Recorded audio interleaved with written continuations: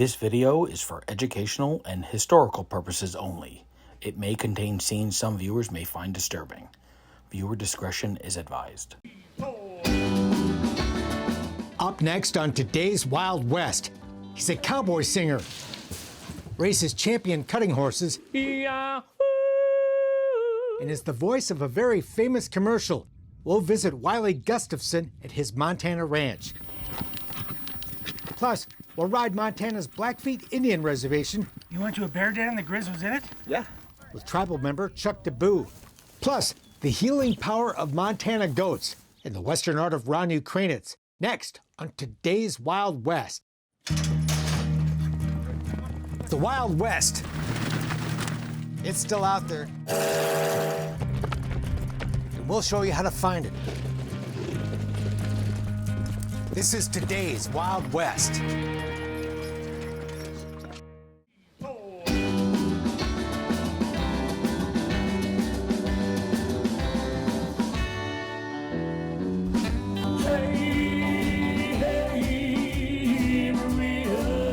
Rocking the Big Dipper Barn Dance on a Friday night in Spokane. She don't love you the way I do.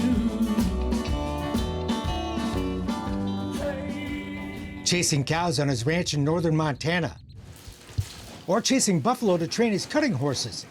It's all part of the rich life of rancher, horseman, and award-winning cowboy singer-songwriter Wiley Gustafson. It's a great life, being able to do the music and then come home,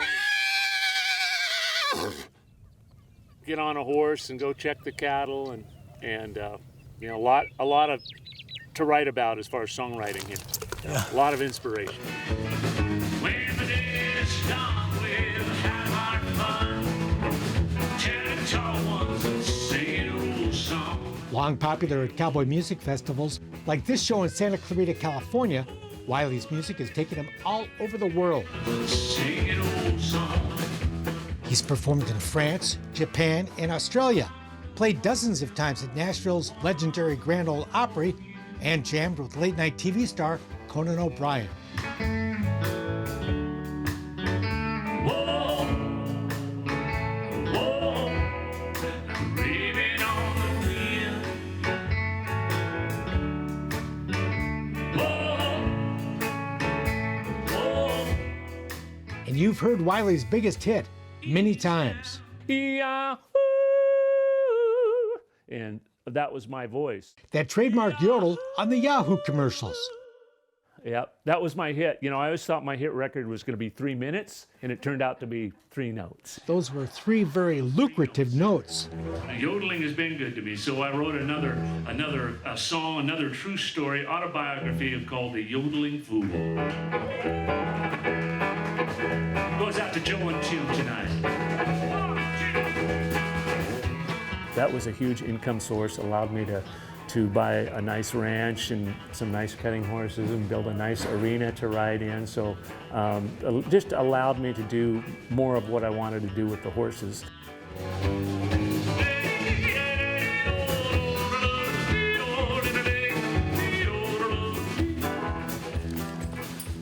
Music and horses have forever been part of Wiley's life, just as they were for his well-known father.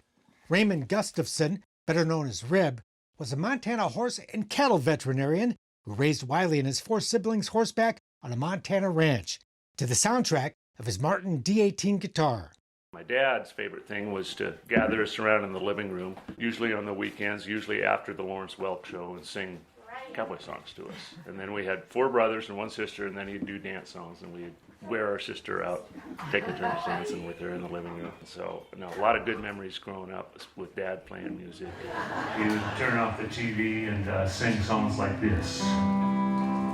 He still faced the barren waste without the taste of water.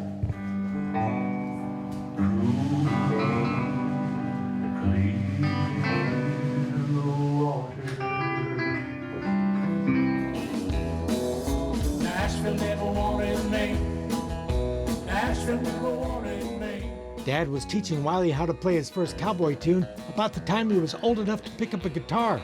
and by middle school, he was playing bass in his older brother's high school dance band. He needed a cheap bass player. I said, look, I'll do it for free, plus I will haul your equipment around. I'll be the roadie. Wiley's been on stage ever since.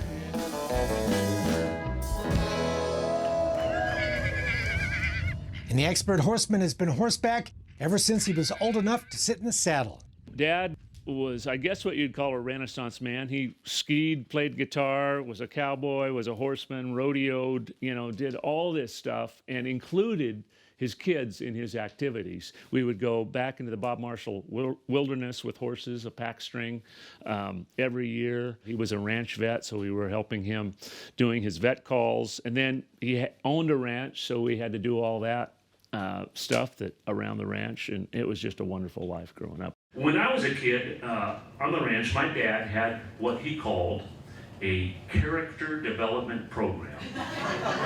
Basically, that was just a lot of hard work, and in the summer times, we would buck hay bales all summer long. Wiley's music is full of stories from the ranch life, like 200 Tons to Go. Now 60 pounds a piece don't seem so bad, but pick a few thousand and you'll be glad. When the day is done, and don't be so sad. Only 200 tons to go. 200 tons to go. Riding, roping, loping, laughing out on the hoop rope trail. The tunes about favorite horses, rodeo romance, riding, roping, laughing, and loping celebrate what he calls the Montana ranching culture. There wasn't a lot of music that reflected what the ranch families were really going through. So I made it a point to start writing music that reflects the true ranch culture. Not only the romantic side of it, but the side of it that the everyday life side of it.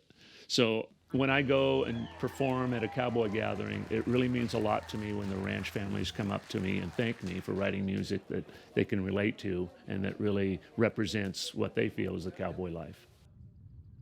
Wiley can write about the cowboy life because it's the life he leads to this very day on his ranch outside his hometown of Conrad, Montana. I focus on raising and training horses, breeding horses, and selling young horses. So we're a horse ranch more than anything else, but we do have cattle.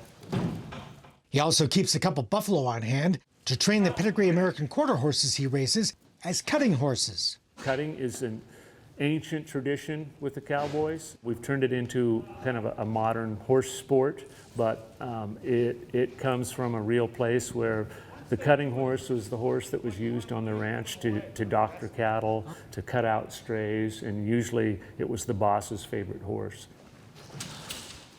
So the cattle will burn out in a couple weeks, 2 or 3 weeks. They'll just give up and they won't respond at all.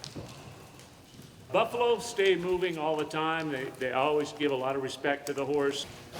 So her reward for working good is not have to work too long.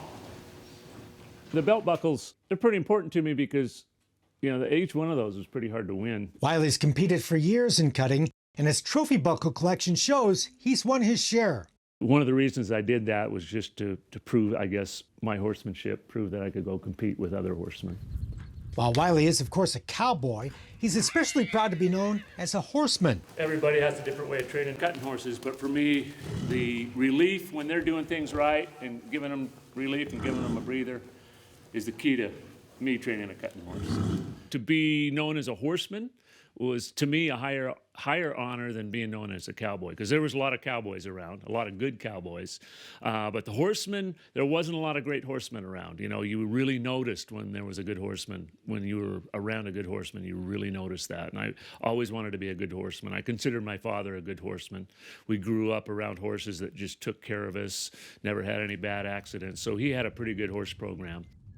In the cowboy element, I always wanted to be around good cowboys too, and so that's equally important to me in terms of just getting through the day, but being known as a horseman to me is the ultimate compliment.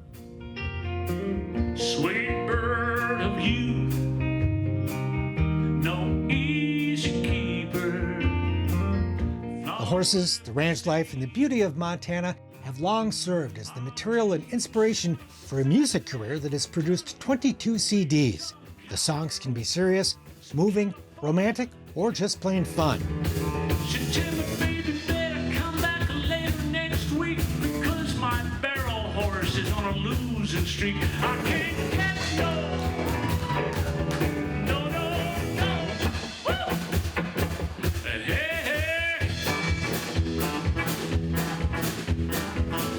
I have no idea where that came from, but it felt good. Wiley's unique style of cowboy music could be described as a genre-mixing blend of rock and roll, the classic country sound of Buck Owens and Merle Haggard, and the legendary Sun records of Elvis, Johnny Cash, and Carl Perkins. That beat was so important, and we just kind of borrowed that beat. The ranchers up in Montana, they grew up with rock and roll, and there are a lot of dancers up in Montana, so we do a lot of cowboy dances just because our music is easy to dance to.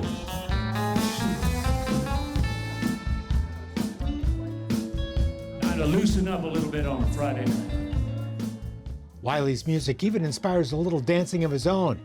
He's become well known for his unique style of twist and shout on stage.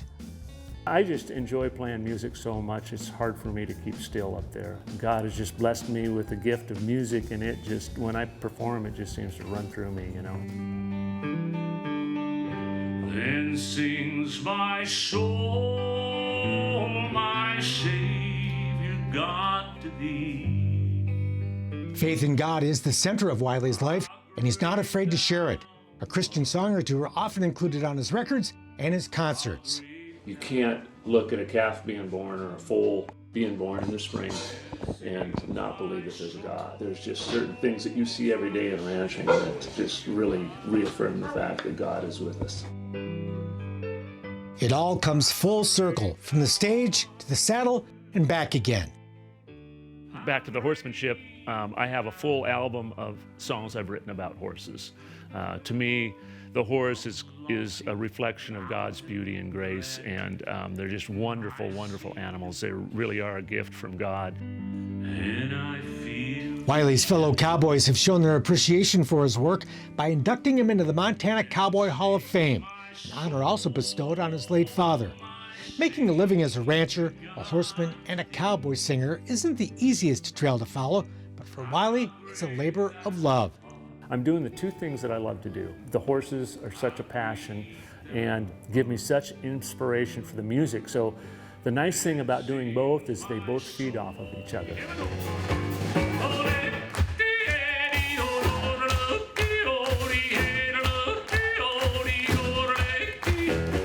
I love going out performing, making some money, and then I dump it back into the ranch or dump it back into the horses, and then the horses and the ranch lifestyle inspire my music.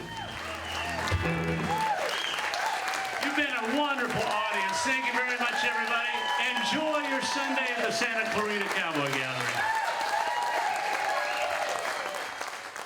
I'm Mark Bedore. Today's Wild West is on the Blackfeet Indian Reservation in northern Montana. We'll take you for a trail ride with DeBoo's Ranch Adventures coming up on today's Wild West. And we'll take the scenic route today. The scenic route Blue sky and then clouds again, huh? is the only route there is here on Montana's Blackfeet Indian Reservation when you saddle up for a ride with Chuck DeBoo, owner of DeBoo's Ranch Adventures. It's a beautiful, cool fall day in late September. Can't complain about the scenery, huh? As I join Chuck and guest Vicki Willis for some horseback exploration of DeBoo's 5,000-acre backyard. You ever see grizz in the middle of the day? Oh yeah, especially on days like today when it's cooler. See them along the stream. Quite a bit the last few times. That's where I've seen them, is along the stream. Yeah. And here in northern Montana, within sight of the Rocky Mountain front, the neighbors include grizzly bears. A cow went down to drink water right here, and a grizzly caught her and killed her right there. Full-grown cow? Full-grown cow, like 1,100 pounds. The grizz, whose dens are hidden within the hills we're riding, will stay out of sight today, but we do see sign of the animals along the trail. Fresh bear poop. How exciting is that? Chuck's not worried about it, and we're not either. But after more than 30 years in this country, Chuck has learned to give the bears their space and steer clear of their dens. You went to a bear den and the grizz was in it? Yeah, What happened? I was a white man for a week. Scared to death. It's the Wild West, and the chance to ride on Blackfeet land adds to the adventurous appeal of just being here. Yeah, it's very exciting. Very exciting, yeah. I love their philosophy of life. I love the way they treat Mother Earth. And I think it's right. Chuck's an enrolled member of the Blackfeet Nation, but the lifelong rancher is as much a cowboy as he is Indian. Indian cowboy, you know, you'll hear that term a lot. Is that what you'd call yourself? I do, yeah. I've always kind of felt that way. So, an enrolled member of the tribe. I mean, so you're an Indian, but also, I mean, you got that cowboy spirit. So, and it's the way we grew up, you know. So, we'd call it Indian cowboy. DeBoo's been hosting visitors for about 20 years, taking some 10 guests at a time, including many from Sweden. Guests are drawn to both the chance to experience this amazing land and the opportunity to learn about Native American culture. Some of it is, you know, more so than I thought in the beginning. You know, I thought it'd be more about the cowboy and the horseback riding, but you kind of get the cowboy and the Indian aspect, you know, being on a reservation like this and the history that's already here. So. We got off our horses to stretch our legs at a place called Pine Ridge that features an amazing view of the Rocky Mountain front. And from this point, you can also see the snow-capped peaks of Glacier National Park. Closest one over here is it's called Heart Butte Mountain, and that's pretty sacred to the Blackfeet, and behind it is Feather Woman, and they'll speak of them in the Sweat Lodge. We spend a few minutes savoring the view from some rock outcroppings on top of the ridge. So we can see Glacier from here? That's Glacier, yeah. That's You can see the high peak to the left The there, that's top. part of it, and then all this in front. Some friendly horses wander up to say hi, spooked away when Vicky's hat blows off. And the wind has some ominous clouds headed our way. Don't you think that's rain? Sure looks like it. We will get dumped on. Here comes the rain. It's almost snow. Tally-ho. Yep, Go, boys. rain is past. But the storm rolls on by, quickly replaced by sunshine. It does change in a hurry, doesn't it? It does. A memorable day in a historic and beautiful land where the buffalo once roamed and grizzly bears still do. Up next, harnessing the healing power of Montana goats. This gun I love to shoot because of the range. And later, mountain man artist Ron Ukrainitz. A herd of very friendly goats on a Montana farm in the beautiful countryside within sight of the Rocky Mountains outside Conrad, Montana. That's Blondie. Few people would look at a Nubian goat and see relief for people suffering from painful skin problems like those caused by diabetes, eczema, psoriasis, issues that former occupational therapist Dina Meyer was seeing every day. Just numerous things. And watching them suffer and getting absolutely no relief. So I thought, man, I can do a better job. She did just that, transforming the milk from those goats into Winterift Hill, a healing line of skincare products created and manufactured in tiny Conrad. Soaps, lotions, oils, lip balm, and more. First cooked up on the kitchen stove of a big old farmhouse where Dina and husband Dick had moved to live out in the country, a place they first shared with 3 goats. And my husband jokingly said, "Oh, we better figure out something to take care of the taxes." Well, that was 3 goats. So that's kind of how it started. And then I started doing all the researching on the different properties and qualities of the goat milk and incorporated them into the soaps, the lotions, the body butters. Just finding that people got huge results using the products. Word of mouth spread. Getting out there, marketing, have people try it, and that's kind of how it exploded. It really did. We actually raise all the goats. So we have fresh milk. We're not buying powdered milk. We're not buying milk from other producers. We're actually raising the goats ourselves. So that keeps our products unique. Today, Dina's daughter Amber handles marketing and sales, where word of mouth is still the best advertisement, especially coming from doctors. Dermatologists recommend our products a lot to different people that have skin problems, whether it's for adults or babies or whatnot, but then a lot of cancer doctors and a lot of doctors that work with diabetic patients and so forth actually recommend our products to be used on those patients. Dina says Windrift Hill is a hit with all kinds of people with dry skin. They can put the butter on, put it on at night, put it on in the morning, and they're ready to go to work. And the product is carried all over the West by a variety of retailers, pharmacies, gift shops, and national parks, where this all-natural product has a growing following. There's no alcohol, no petroleum, no mineral oil, so no chemicals like that in any of our products. And because we don't use those ingredients, it moisturizes the skin so much better. This area is just strictly soap. Okay. And Nick, this is my youngest son. Hi, Nick. How are you? All 4 of Dina's children work in the business. This is one that I made this morning. Son Nick is in charge of soap production. His wife runs the office, and the Windrift Hill Company store on Conrad's Main Street has become a destination stop for fans of the product traveling the West. We even had some nuns that came out when we still had it out in the country. They loved the product and they wanted to see the goats and the mountain range and everything. So they came out and went from, and they were like in their 90s, went to every one of the buildings to see how the process worked and just had a great afternoon out there at the house. Grizzly bears have visited the farm too, even though it's some 35 miles from the Front Range. They're down here in this flat country all the time anymore. Fortunately, they haven't gobbled up any goats, and the goats in the farm are protected by an electric fence and the ever-watchful eye of Dina's husband, Dick. I'm the goat guy up. Dick spends his days caring for a herd of about 30 goats. Does this guy have a name? Not really. Okay. I was thinking of just calling them obnoxious. Whose milk remains the soothing raw material that goes into the products that are helping so many people. First cooked up on a farmhouse kitchen stove, made in Montana. It's quite the story. It's a busy one, that's for sure. It's been good. Still to come, the unique Western art of Ron Ukrainitz. But it's a typical flintlock. A flintlock rifle. This would be a throwing axe. A tomahawk. This one was a gift. A tanned elk hide. You have to be in the right frame of mind to tan anything this big. The tools of the trade of the mountain men of the early 1800s. And that's me firing the gun.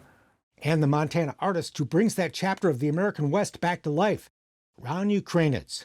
It's all interwoven. Ron's home studio in Great Falls is like a living history museum. The buffalo teeth are real.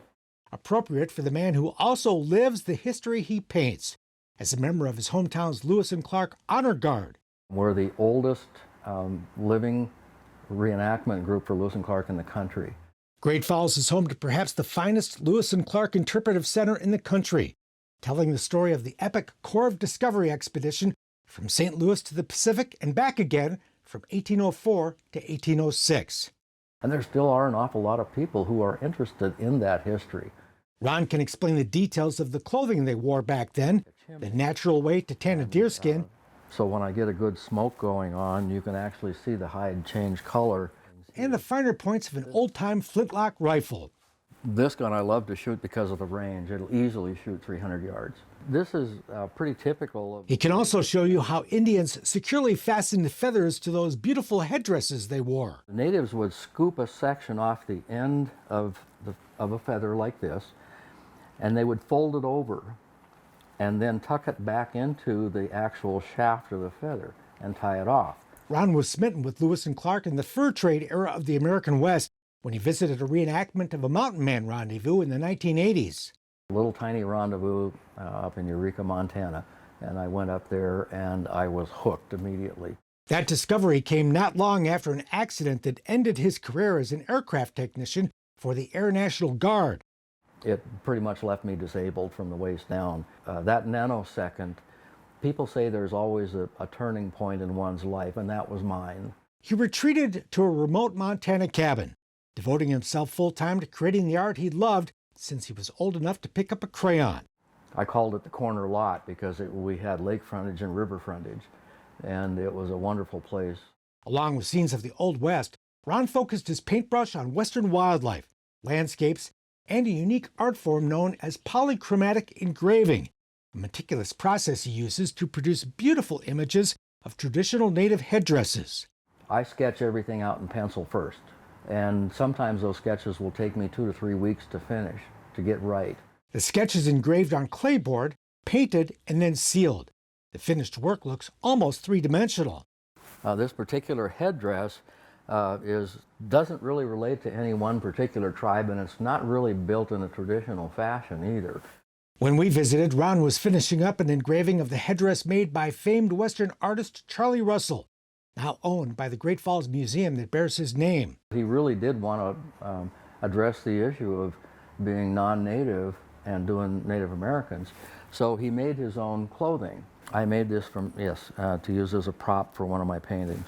Like Russell, Ron has great respect and love for Native American culture and traditions. It's a pipe of unity, and it has a lot of spiritual value. I have not smoked this pipe because it has not been blessed yet. And when it's blessed, then I'll sit down with the elders and we'll go through that ceremony. Ron spends much of his time painting and sketching outdoors. It's an office that does come with its share of adventures. I got chased into my truck by a bear. Another gust of wind knocked a huge branch off of a tree, bonked me on the head, knocked me out. This actually came from a game farm up in Canada, and the wolf died from natural causes. The painter is a stickler for authenticity, aided by his many props and furs. So if one is representing a wolf down in Yellowstone in the winter, you better understand how dense that fur is. Ron can even speak some of the sign language he portrays. The sign language was very simple. If I'm going to do the accurate painting, I need to know what they're saying. His labor-intensive efforts have been rewarded. Night of Artists at San Antonio's Briscoe Western Art Museum is one of many prestigious shows that have exhibited his art over the years. But he's always striving to make his next piece his very best one yet. Artists should be like doctors. They have a practice their whole lives. And artists should be practicing their whole lives. And that's what I'm doing, is practicing. That's it for now. We're back next time with more cool stuff from today's Wild West. I'm Mark Bedore. We'll see you down the trail. For more information on the people and places featured in today's Wild West, or to order show DVDs and books, visit todayswildwest.com. Funding for Today's Wild West provided by the Leggett Foundation,